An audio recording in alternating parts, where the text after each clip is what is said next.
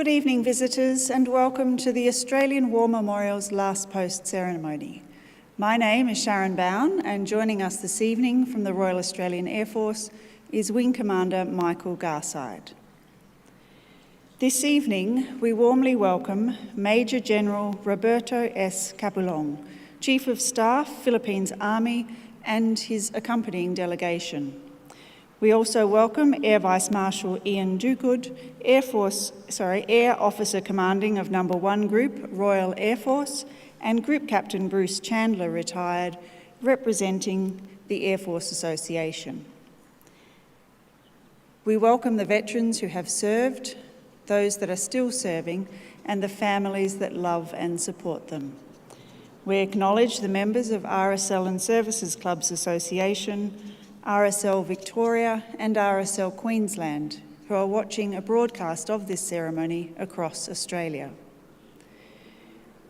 During this evening's ceremony, wreaths will be laid at the base of the pool of reflection by visitors to the memorial. If you are able, would you now please stand and join in singing the national anthem?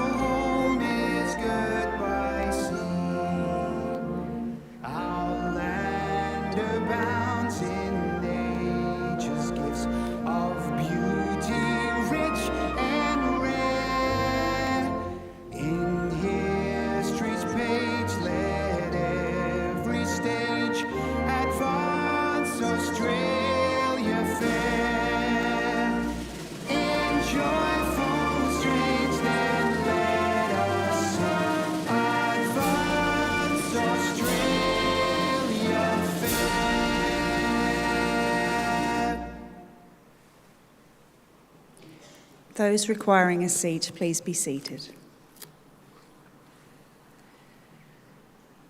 The Australian War Memorial was the vision of Charles Bean, Australia's First World War official historian.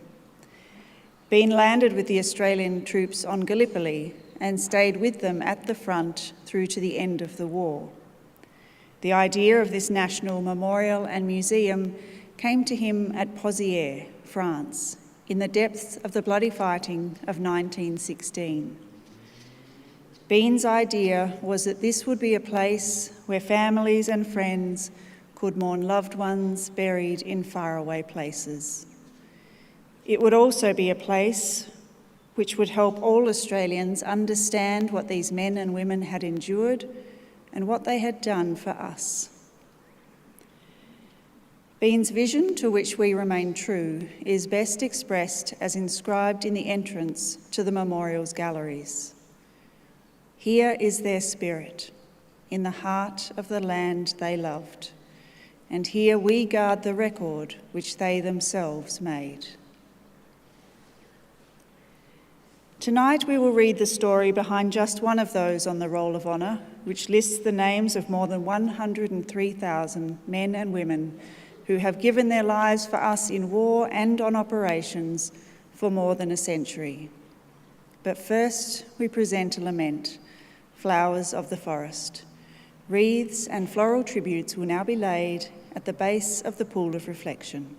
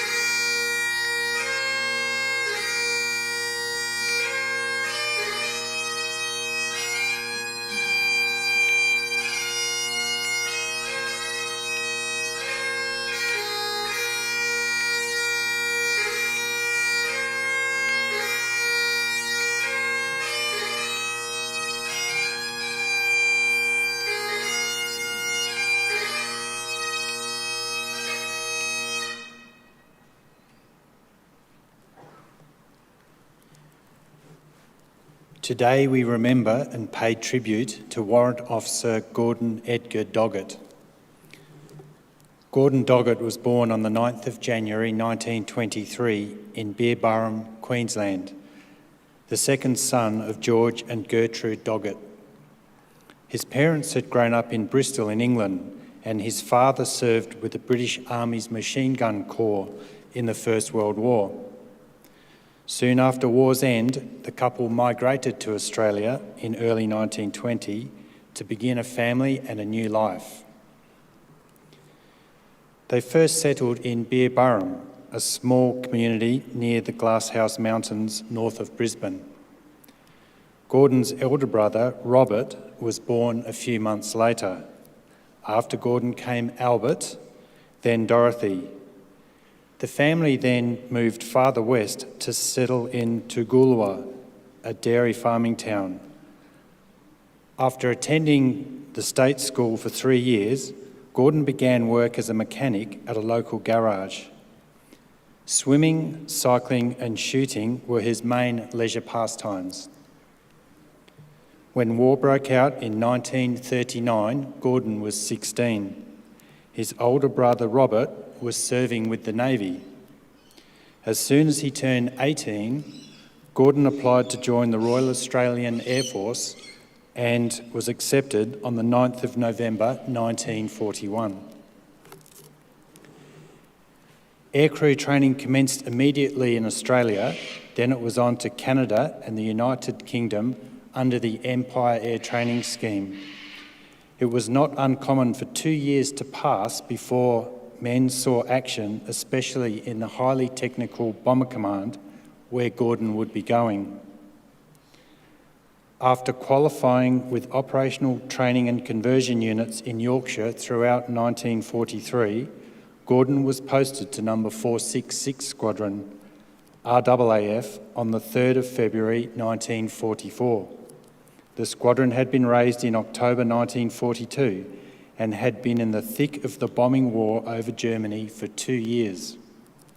Now promoted to Flight Sergeant, Gordon joined his new crew as a bomb aimer in a Halifax Mark III heavy bomber. During his time in Yorkshire, Gordon had met Eva Roberts, a nurse at the county hospital in Knaresborough. They were married in Halifax on the 8th of February.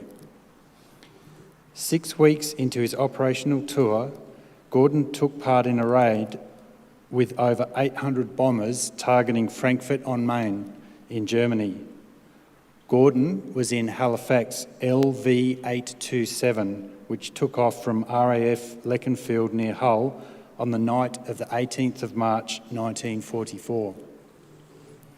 The raid was deemed a success, causing significant damage and loss of life, but 22 aircraft had been lost, including the entire crew of Halifax LV-827. Their remains were buried at Dernbach War Cemetery. Gordon Doggett was 21 years old. It often took many months to determine the exact fate of those lost in Bomber Command. Upon hearing confirmation of her son's death in January 1945, Gordon's mother replied, "It's very hard for me to hear, as he is my second son I've lost in this war. My eldest son went down on the Canberra. I've one son left, and he is in the Air Force. My husband is also in the services. He was one of the old contemptibles in the last war. We are both from the old country and have been out here 25 years and was very happy till this war came." Gordon's name is listed on the Roll of Honour on my left among almost 40,000 Australians who died while serving in the Second World War. His photograph is displayed today beside the pool of reflection. This is but one of the many stories of service and sacrifice told here at the Australian War Memorial. We now remember Warrant Officer Gordon Edgar Doggett, who gave his life for us, for our freedoms, and in the hope of a better world.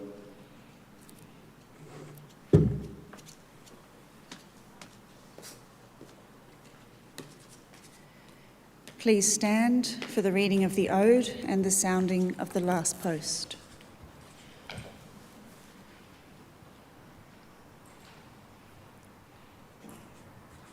They shall grow not old, as we that are left grow old.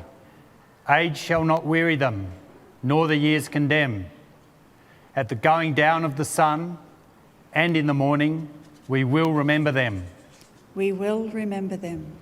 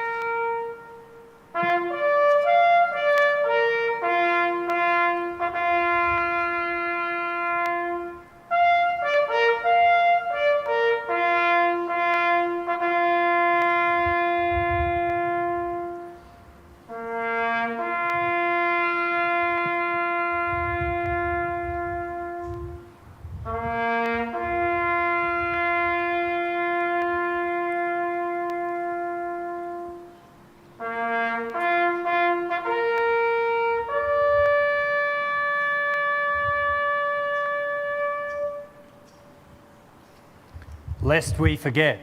Lest we forget.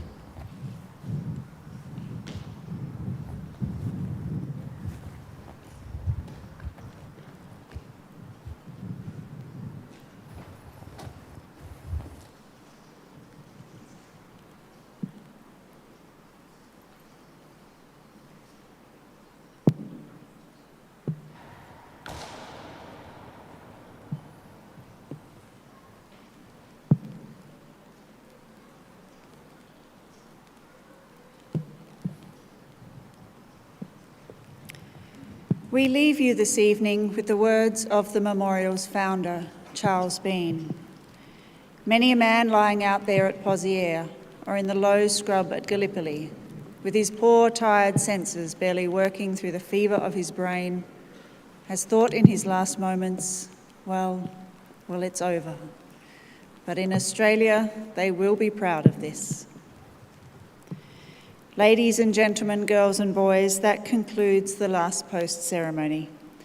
On behalf of the Director and staff, thank you for visiting the Australian War Memorial today, and thank you for your continued support of the Memorial's development project. We wish you all a very pleasant evening. Thank you.